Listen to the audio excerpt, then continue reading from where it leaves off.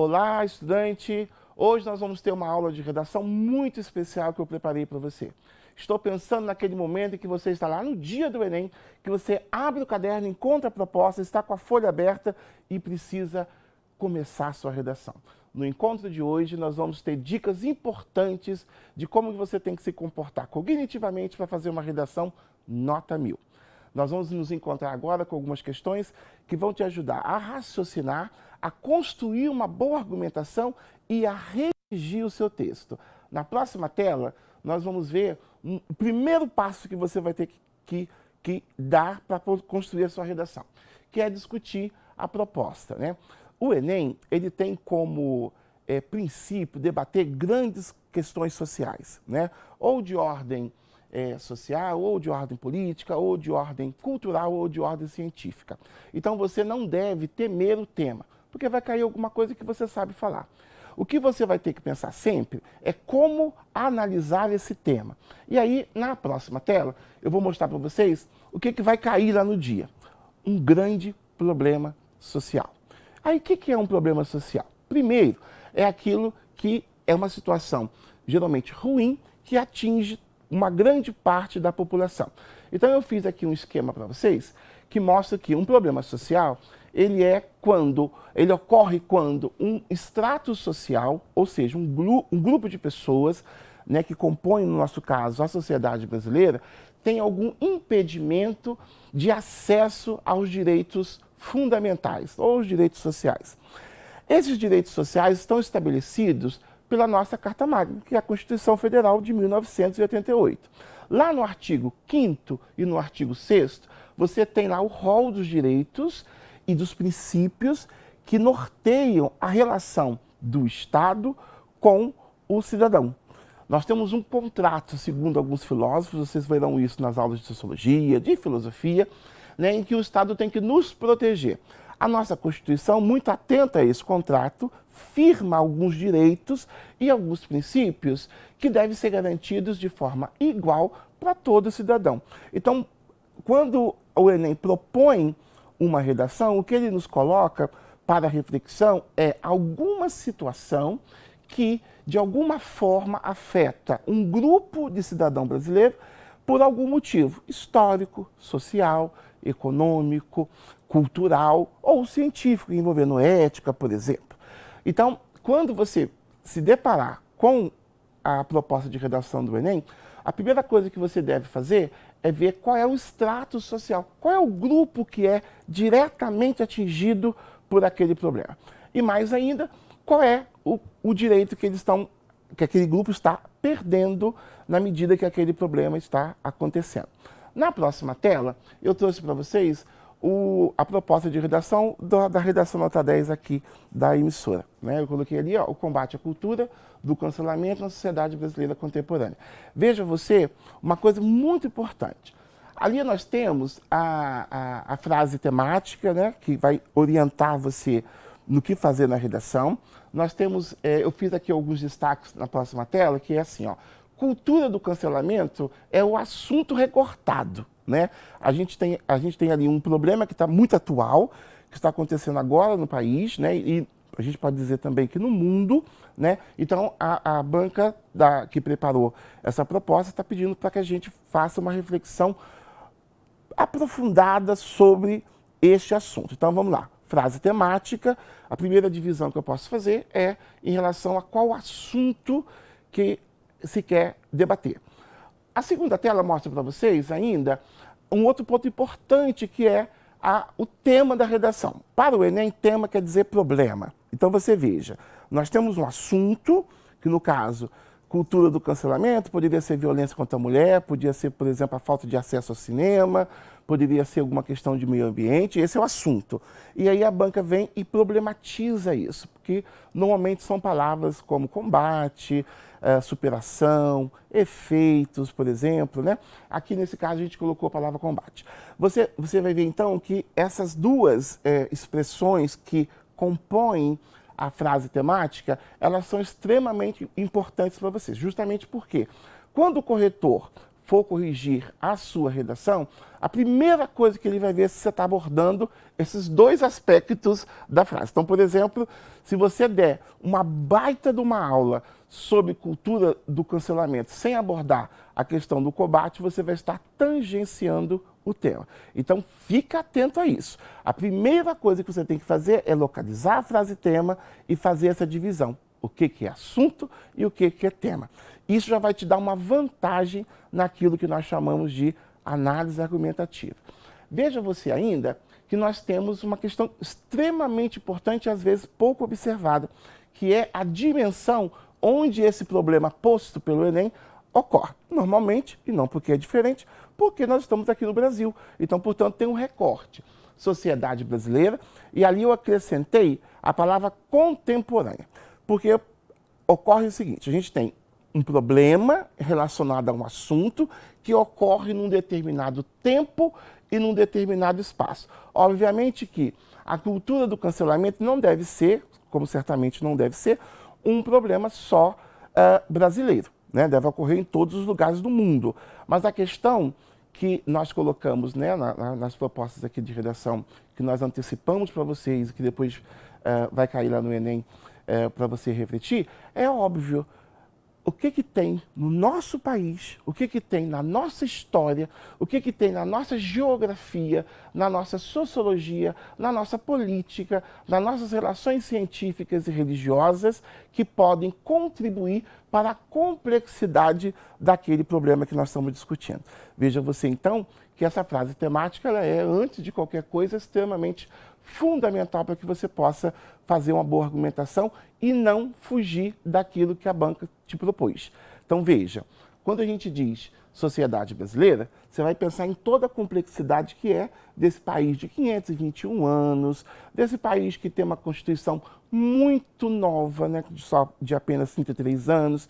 Então esse conflito entre a idade de 521 anos e uma carta tão democrática e inclusiva de apenas 31 anos, isso pode ser, por exemplo, um dos impedimentos que a gente mostrou na última tela, né? Que é a questão de uma Constituição muito evoluída, mas num país estruturalmente ainda muito tradicional e às vezes preconceituoso, limitador, enfim.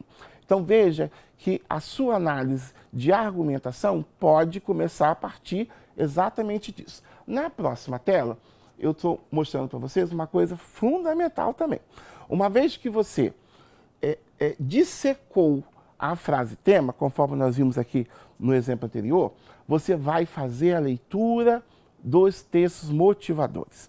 Esse texto motivador, você não deve copiar literalmente o que está escrito nele, mas você tem a possibilidade de fazer, vejam vocês, um diálogo. Eu fiz uma brincadeira ali meio tosca, mas eu coloquei aqui um desenho para que você faça a seguinte brincadeira.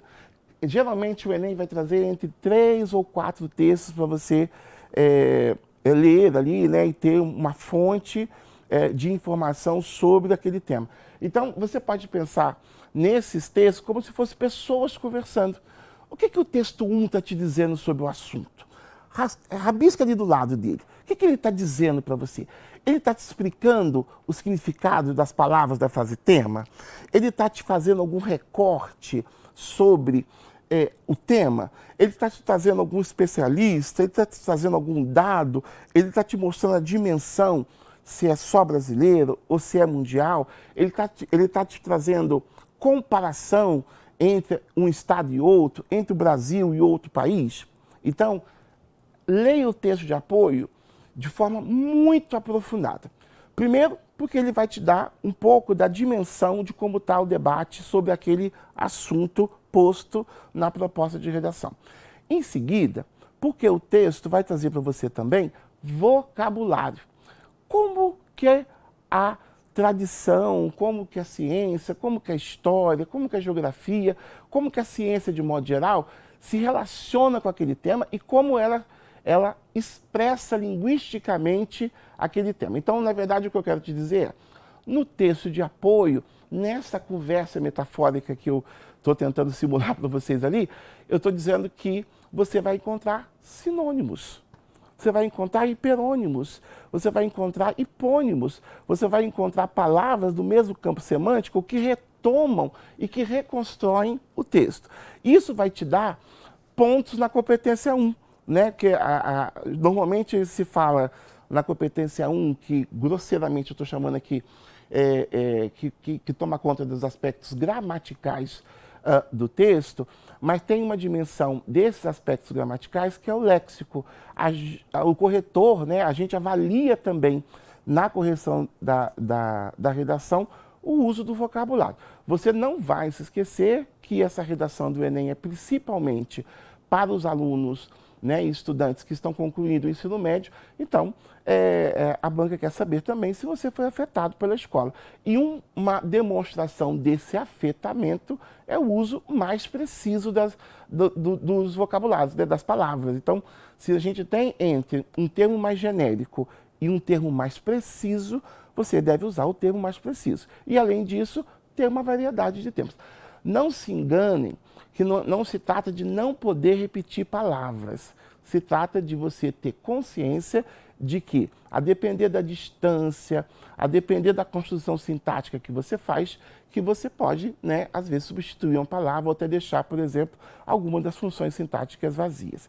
Um outro aspecto ainda voltado para esse texto motivador é o fato dele te dar a dimensão quase exata da discussão e do que a banca pensa sobre o tema.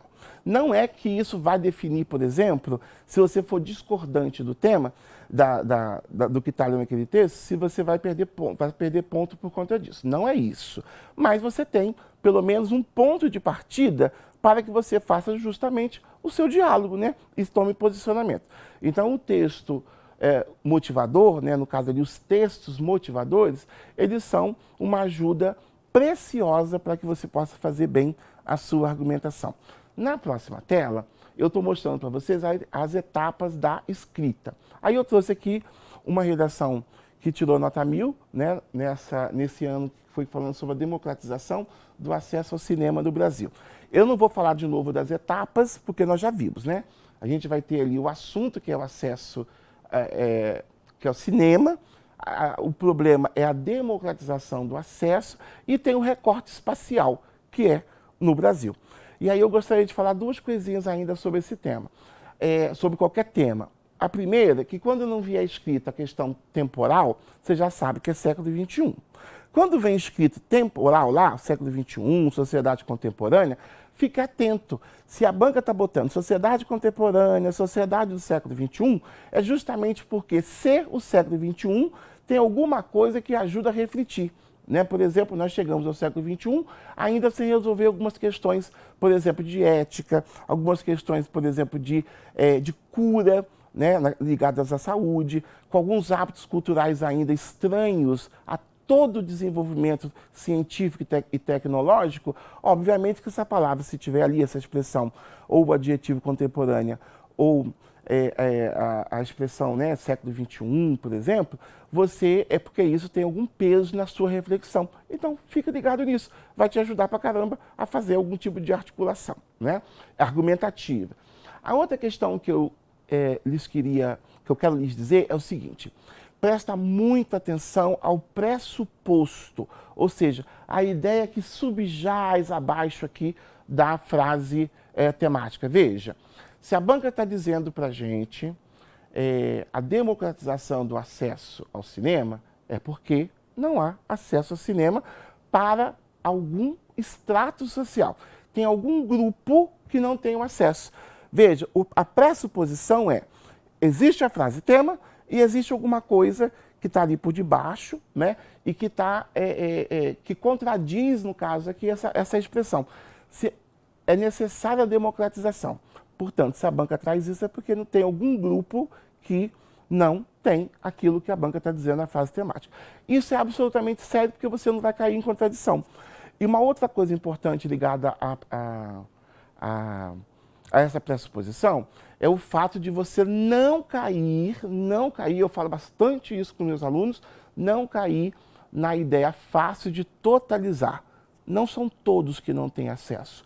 Não são todos os homens que são violentos com as mulheres. E não são todas as mulheres que são vítimas dos homens, entendem? Observa você que quando você totaliza, todo mundo não tem acesso ao cinema, todas as mulheres sofrem violência ou todos os homens são violentos, você deixa de perceber alguns detalhes da análise que podem, primeiro, servir para você fazer uma boa análise e que pode te ajudar, por exemplo, depois fazer propostas lá embaixo no parágrafo de conclusão, né, de proposta de intervenção. Então veja que o que eu estou lhes dizendo é justamente que tudo tem um encaixe e você está observando que tudo começa com a frase temática, né?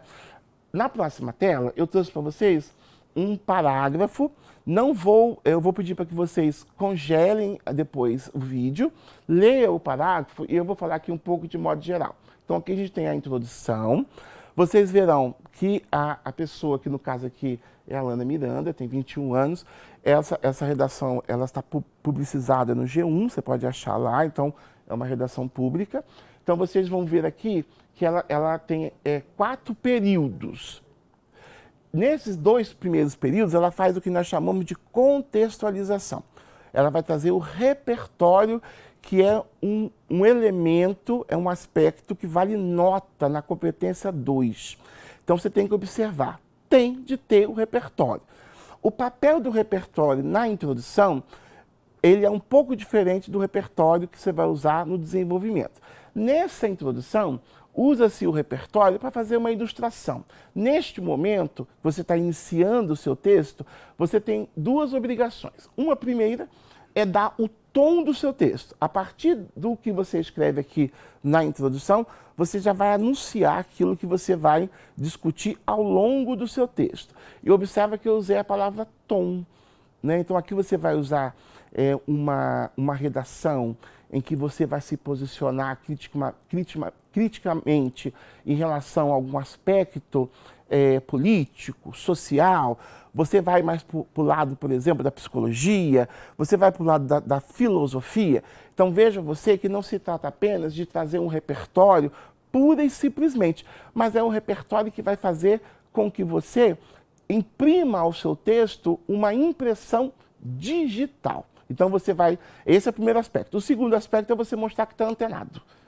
Ó, a banca lhe trouxe um problema, quase sempre é um problema atual, e que você está por dentro dele fazendo relações. Então, na medida em que você traz um repertório, você está dando o tom do texto, mostrando a sua atualidade e está ganhando ponto, além da competência 2, que é onde se avalia a legitimidade, a pertinência e o uso do repertório na discussão que você vai fazer da temática, né, posta na redação, você também está mostrando a sua capacidade de relacionar. E aí nós chegamos na competência 3, que vai falar com você selecionar informações, organizar tais informações, interpretar tais informações e organizá-las numa ordem que tenha sentido para o leitor.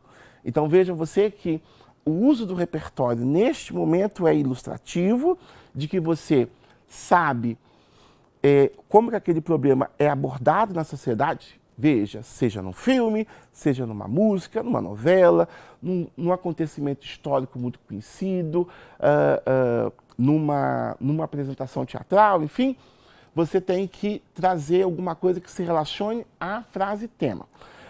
Mas tem uma coisa também importante para que você saiba. Se você não lembrar de nada relacionado à frase tema, a uma daquelas palavras, no caso cinema, ou no caso a palavra acesso, você tem uma questão importante que é fazer um acontecimento histórico, por exemplo, e provocar no uso a pertinência do repertório. Então você fica ligado nisso. Já na introdução, o que você vai ter que fazer ainda é articular. Veja você, ó, primeiro apresentou um resumo do repertório, comentou o resumo, detalhando, mostrando que você sabe do que está fazendo, e logo em seguida você vai fazer a discussão da redação. Por quê? Por que você trouxe esse repertório e não o outro? Por que você evocou um filósofo lá do século V, que está tão distante aqui do século XXI? Você tem que explicar, você tem que relacionar isso ao tema que a banca trouxe. E isso não pode ficar intuitivo. Você não pode ficar na mão do corretor que não vai te ajudar. O seu texto tem que ter uma característica muito importante. Ele tem que ser autônomo. E isso quer dizer que você não pode ficar na mão do corretor. O seu texto tem que ser totalmente autossuficiente. O que quer dizer isso na prática? Da primeira palavra à última, você tem que dizer e deixar claro o que você quis dizer. Você não pode contar com a interpretação do seu corretor, do professor, de quem vai ler o seu texto. Fica ligado nisso. Leia a redação, faça o seu rascunho, passe a redação a limpo e leia novamente e perceba se você não deixou nada por conta da interpretação de quem vai ler o texto. Isso é um perigo e pode te custar pontos perigosos ou fundamentais na competência 3, né? E por último, na introdução, você vai apresentar o que a maioria dos professores chamam de tese, eu vou chamar aqui de suportes, né? Que é aquele caminho que você vai utilizar para debater o tema. Isso é muito importante porque você vai estar fazendo uma característica, vai estar construindo ou determinando uma característica extremamente importante de qualquer texto dissertativo argumentativo, que é o projeto de texto. Você tem que anunciar de alguma maneira por quais caminhos a sua análise vai passar. Veja, se você não fizer isso, você fica de novo na mão do leitor. Estando na mão do leitor, você precisa da sua boa vontade, que ele não tem. Então, o mais inteligente é demonstre tudo. Pense em alguém rabugento que precisa de cada detalhe. E fique livre, porque a sua opinião não é debatida e nem é avaliada. O que nós avaliamos numa redação na escola e o que o corretor do Enem vai avaliar também é se você tem uma opinião e se você consegue discorrer, argumentar ou, mais vulgarmente, defender o seu posicionamento. Mas não se engane. Defender o posicionamento não é fazer grandes debates políticos, falar mal de governo, não é isso. Argumentar é fazer relação de causa e efeito. Por exemplo, você pode falar de negligência governamental, mas não pense em um governo específico, pense numa entidade que é responsável pelo bem-estar do social e que pode contribuir muito. Essa entidade é atemporal, portanto, ela não tem que ter nome nem endereço. É uma entidade que é responsável por isso. E quando você fala que aquele problema ocorre por negligência governamental, não basta dizer só isso, não. Você precisa dizer também por que e como essa negligência atua na existência do problema. Então, fica atento a isso. Não basta dizer que a causa é essa ou aquela. Você tem que mostrar como que essa causa acontece e como que ela contribui efetivamente para o problema. Então, a gente tem aqui um parágrafo bem feito, você já deve ter lido, então você vai ver que esse parágrafo está com 4 períodos, que eu acho muito interessante, não é que seja uma regra, mas ele deixa as ideias muito bem organizadas. E além disso, tem um segredo fundamental. Se você tem 4 períodos, você usa mais conectivos. E aí você ganha mais pontos na competência 4, que é aquela que vai justamente, veja, mostrar a materialidade do raciocínio que foi cobrado para você lá na competência 3. Então você veja que é tudo muito encaixado. Na próxima tela, eu estou trazendo para você a continuidade dessa redação. Você vai congelar também, vai ler esse parágrafo e vai ver que a Alana fez também 4 períodos e que ela faz a mesma organização. O tópico frasal. Normalmente na escola a gente fala tópico frasal. Mas o que é o tópico frasal? É que você vai fazer aqueles expedientes que organizam o que você vai dizer em primeiro lugar, em primeira análise, e aí você vai escolher o termo que você fique mais à vontade, só tem que ter, né, para você organizar direitinho o parágrafo. E depois você vai apresentar de forma mais consistente, dentro de uma estrutura sintática, sujeito, verbo, objeto, o seu suporte ou a sua primeira tese. Então aí você tem uma organização sintática que contribui com a organização daquilo que você apresentou na introdução. Aí você veja que aqui é apenas um exemplo, então quando a gente dá aula de dissertação em escola, é muito fácil cair em modelos de redação, que é um perigo, porque você não vai fazer só a redação do Enem. Mas aqui a gente tem uma estratégia que deu certo para esta redação, para esta pessoa. A grande sapiência é você encontrar o seu jeito de fazer. Então você tem aqui, ó, uma primeira apresentação, né, lá, eu vou só ler rapidamente, a relevância da igualdade do acesso ao cinema no Brasil. Então ali ela levantou uma relevância. Aí ela vai buscar, logo em seguida, fazer algum tipo de explicação dessa relevância, para depois, no próximo período, fazer a discussão daquilo que ela disse no segundo período, e vejam você, ela conclui com uma consequência direta daquilo que ela está dizendo ao longo do parágrafo. Isso é a coerência, isso é o caminho. E quando se faz essa primeira proposição, desenvolve a proposição e depois chega numa consequência ou numa formulação que retome o propósito colocado no tópico frasal, você organizou as informações. E isso é muito importante porque vai tornar o seu texto fluido, fácil de ler, né? Justamente com a questão da construção sintática tão importante para qualquer redação. Eu até queria ter coragem de dizer para você aqui, ficar muito atento, é o seguinte: quem vai corrigir a sua redação é o professor de português. A primeira coisa que a gente vê é a sua estrutura sintática, a pontuação. Saltam aos nossos olhos as ausências de vírgula, de acento, de ortografia. Então você presta muita atenção nisso. A primeira coisa que a gente vai ver é isso aí. Então cuidado, se a cada gaguejada que a gente der no seu texto, a cada vez que eu preciso parar para voltar para poder entender, você tem um problema de estrutura sintática. Então, depois de assistir essa aula, volta para a sua escola e pede ao professor para dar uma aula para você de estrutura sintática. Vai te ajudar pra caramba na organização da ideia, na expressão do conteúdo que você quer e naquilo que é muito importante, que é a argumentatividade do seu texto. Que você não vai se esquecer, está altamente ligado à forma como você escreve a sua redação, na busca da precisão do vocabulário e, sobretudo, nessa organização. Se você ler esse texto em voz alta, você vai ver que você não vai gaguejar, justamente porque os termos sintáticos, aquela aula de análise sintática, os termos sintáticos estão todos postos no seu lugar.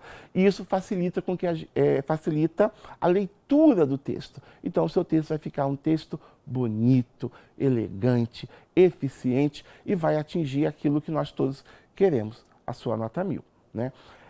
No terceiro parágrafo, que está na próxima tela, que é a conclusão, que não é o terceiro, no caso o último, nós vamos observar aqui algumas questões extremamente importantes. Veja bem, ó, aquilo que você apresentou lá na sua introdução era uma hipótese, né? Nós tínhamos um problema, que era a democratização do acesso ao cinema, o combate à cultura do cancelamento. Aí você, lá no início, você levantou uma hipótese, né? Apresentou ali a sua tese. Agora que você já debateu em 2 parágrafos de desenvolvimento 1, de desenvolvimento 2, você agora tem certeza, né? Você já mostrou que conhece, você já mostrou para o seu leitor que você está por dentro do assunto, você já buscou argumentos de autoridade dizendo, olha, tá vendo, não sou só eu que digo isso, tem também esse filósofo, tem também esse sociólogo, esse filme já debateu isso. Então agora você está com toda a propriedade para concluir o seu texto. Então nós costumamos dizer que o primeiro período da conclusão é essa retomada. Agora a gente fala com mais ênfase, né? Porque agora a gente já tem certeza. Se eu apresentei na introdução uma hipótese de 2 causas, agora, depois do percurso de desenvolvimento 1, de desenvolvimento 2, em que eu articulei ideia, busquei informações, apresentei estatísticas, né, fiz analogias, fiz comparações, fui lá no século V, XII, busquei autores para dizer, olha, estou certo, agora eu posso concluir à vontade, porque eu estou certo mesmo. Então aí, agora é a hora de eu retomar com ênfase, com toda a coragem, aquilo que eu disse na introdução. A questão do problema é esse. E, portanto, eu posso fazer agora uma proposta de intervenção. Sobre a proposta de intervenção, eu não vou ficar dando para vocês todos os elementos, que nós já estamos mais que conhecidos eles são mais que conhecidos. O que eu quero dizer para vocês primeiro é o seguinte: não tenha medo de propor. Aqui é só um exercício intelectivo, é só um exercício, é óbvio, né? A banca não espera que você solucione de verdade, até porque se tivesse solução já tinha sido dado. Ali, na verdade, é um exercício. O que a banca quer é que você exercite uma questão, que é você pegar tudo aquilo, aquela bagagem que você teve ao longo da sua formação escolar e use em favor da solução de um problema. Então você tem uma relação extremamente importante com a proposta de intervenção. Uma outra coisa extremamente importante é que você observe que você pode fazer dois tipos de análise de proposta aqui, que vai te ajudar, inclusive, na argumentação do seu texto, né? Por isso que antes de escrever, seria muito interessante que você fizesse um pequeno esqueminha da sua redação. Veja você. A coisa número 1 é que você não pode ir contra os direitos humanos, mas isso já está muito falado, né? Nenhum de vocês vai defender alguma coisa que fira os direitos humanos. Não faça isso, nem por brincadeira. Você está ali, você tem uma única chance de não perder um ano, né, para ter que fazer vestibular de novo. Então, não se trata de brincadeira, não é? E a outra coisa é que você observe que você não pode culpar a vítima pelo problema.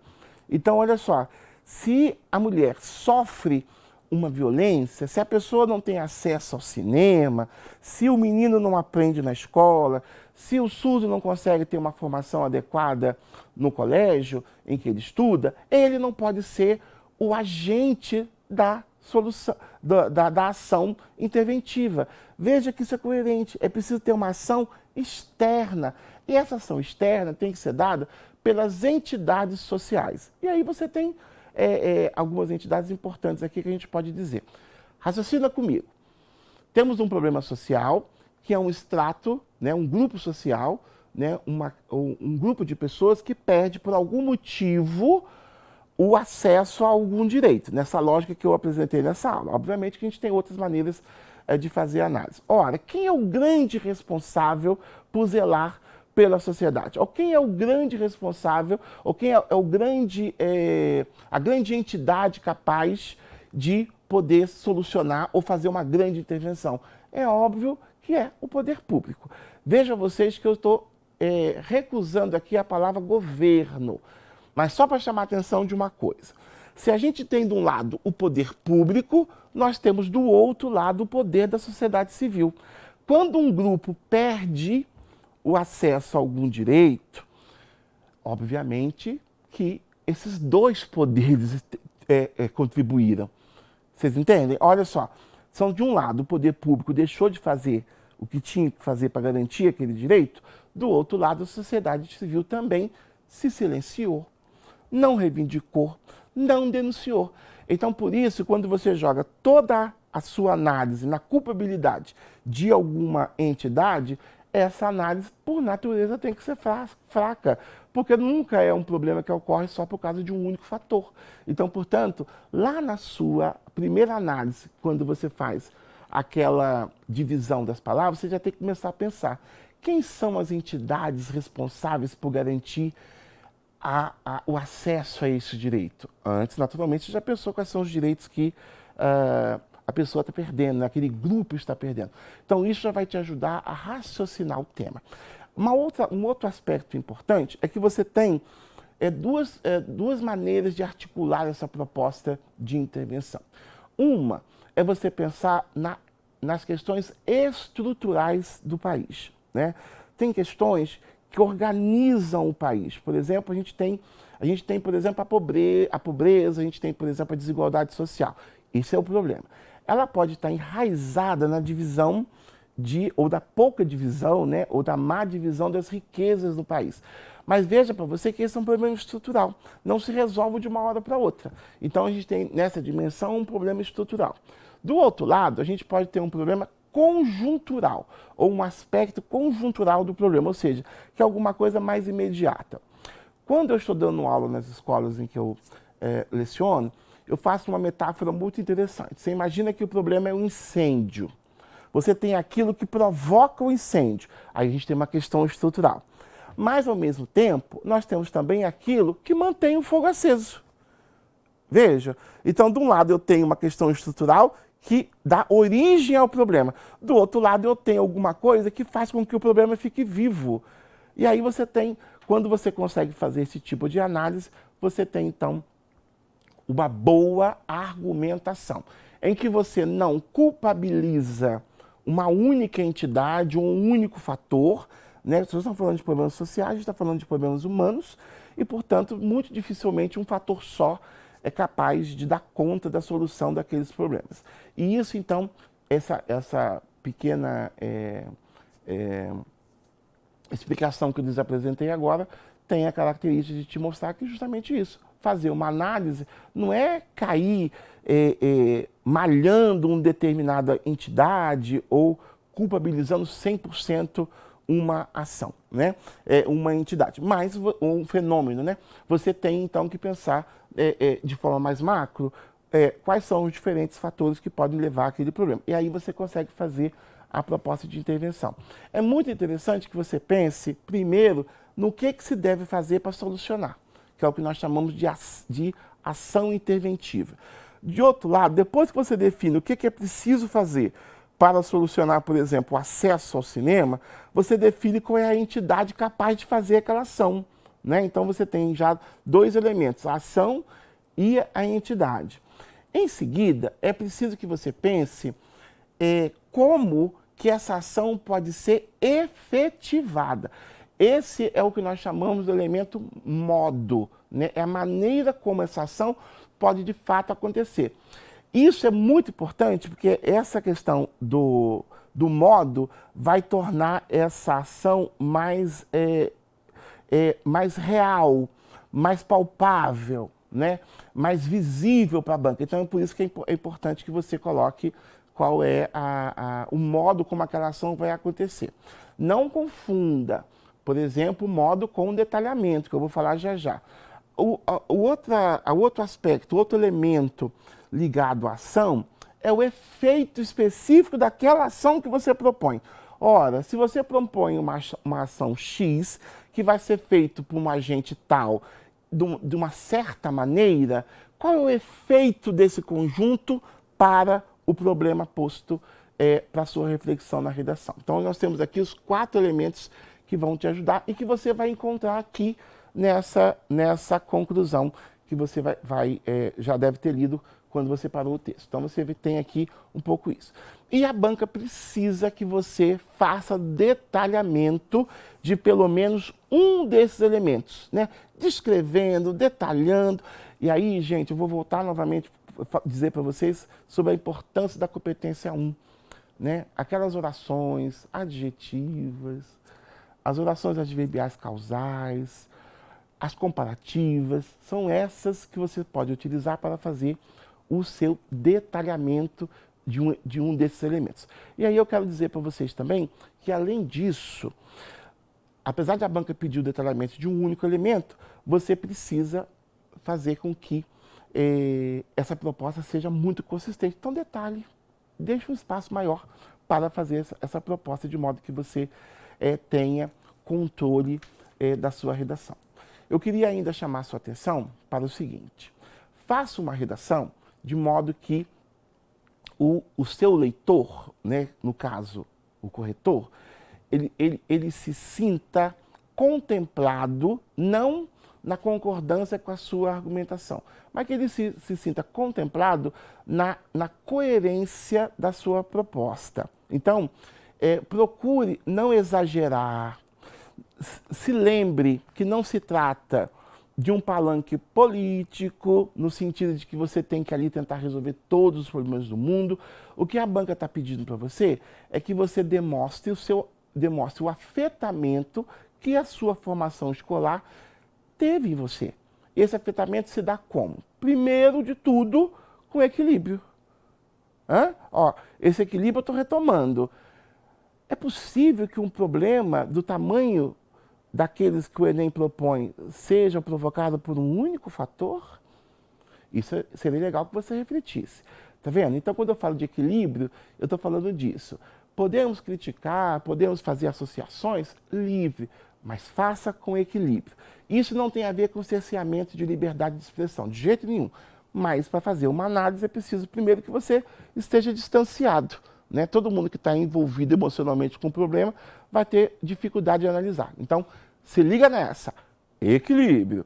O segundo fator é a organização do seu texto, do seu pensamento. Por isso, retomando no pequeno resumo, você tem, né, o seu repertório que vai te dar o tom. E ali no meio, lembra que eu lhes falei que o repertório da introdução é um pouquinho diferente daquele que você vai usar no desenvolvimento? É exatamente isso. Você vai voltar essa telinha um pouquinho lá no desenvolvimento 1 que eu lhe mostrei e você vai ver como que a pessoa utiliza o repertório para argumentar.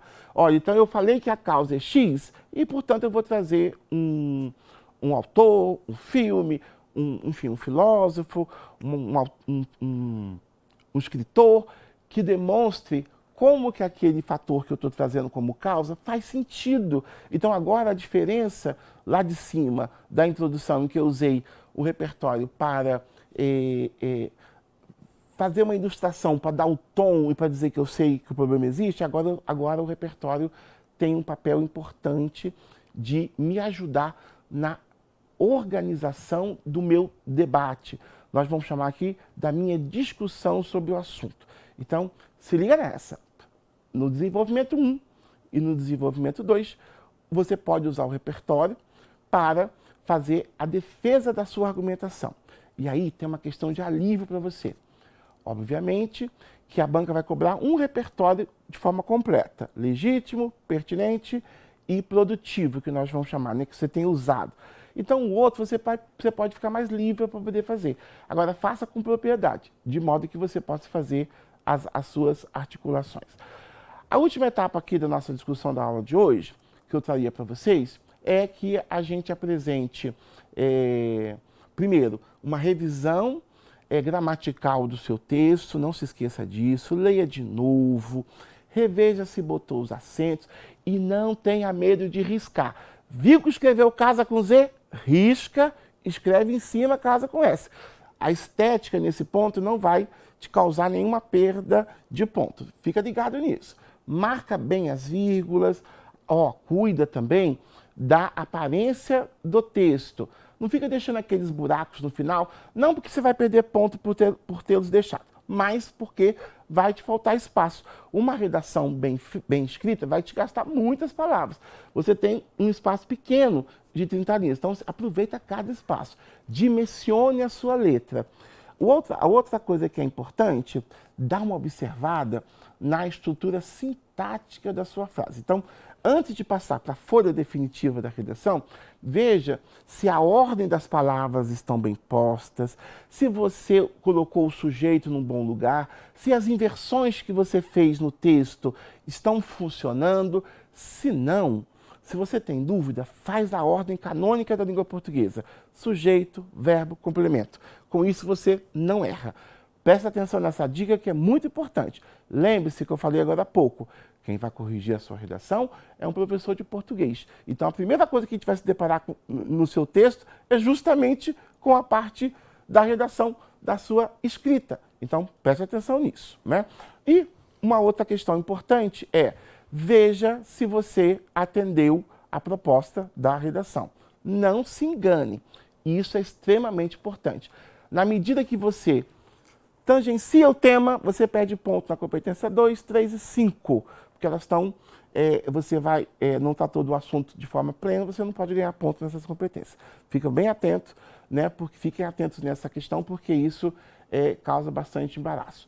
Os alunos que concorrem, né, as notas mais altas, costumam perder pontos justamente nessa questão gramatical. Então fique atento nisso, leia a sua redação com muita atenção.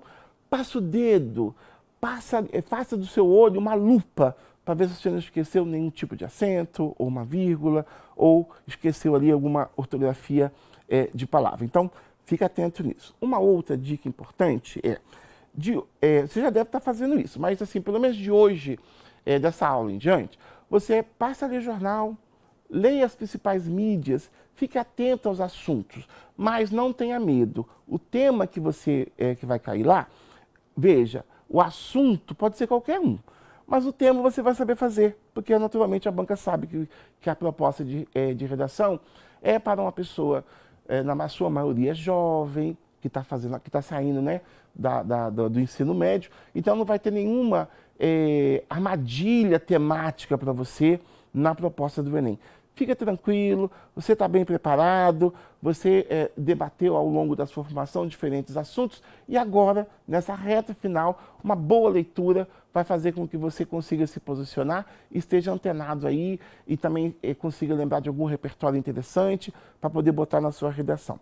E, por último, vale a pena que você tenha, eu até botei aqui na última tela, alguns lembretes, né? Que eu já falei. Observe a acentuação das palavras, as concordâncias, a regência verbal, a regência nominal, a colocação pronominal e, como eu falei, o vocabulário e a estrutura sintática. E observe também as relações semânticas entre os períodos. O uso daqueles conectivos. Usa direitinho. Faz uma revisão do que é conclusão, do que indica a proporção, do que indica a causa. Não se esqueça isso. E na próxima tela eu coloquei o seu grande desafio, porque agora é com você. Você vai, depois dessa pequena conversa que nós tivemos, e com tudo aquilo que você já tem na sua escola, você está preparado para fazer a redação do Enem. Lembra, palavra-chave, equilíbrio, controle, sem exagero. Aí a sua redação está prontinha para ganhar aquele 1000. Boa sorte!